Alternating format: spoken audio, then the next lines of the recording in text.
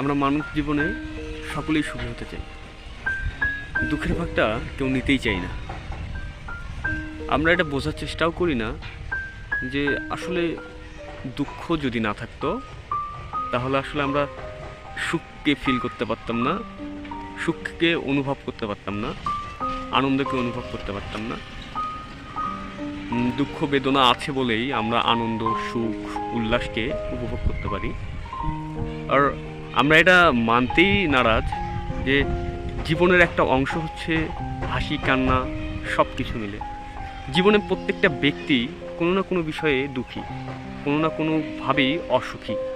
কেউ সুখে আছে বলে এই দুনিয়াতে কেউ বলতে পারেনি।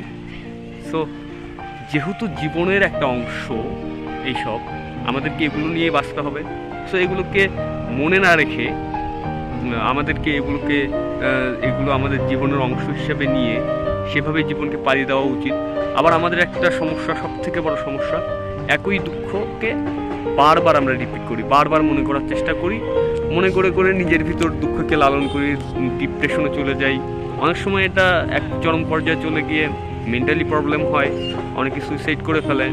আসলে এইসব যে জীবনের একটা অংশ, জীবনের কোনো এক সময় আমাদের জীবনে ঝড় আসবে, বৃষ্টি আসবে, আবার সুখের সময় আসবে, এটা আমরা অনেক সময়ই মানতে নারাজ।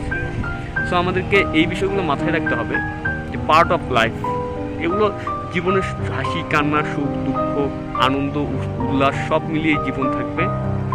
জীবনের গতিতেই চলবে, আপনি কখনোই শেষ হবেন না। কেননা প্রত্যেকটা প্রাণ তার নিজ অস্তিত্বকে টিকিয়ে রাখতে সর্বোচ্চ চেষ্টা করে। সো হাসি কান্না নিয়ে জীবন সুখের হোক আপনাদের, এই কামনায় ব্যক্ত করে আজকের আলোচনা এখানেই শেষ করছি। দেখা হচ্ছে পরবর্তী কোনো ভিডিওতে।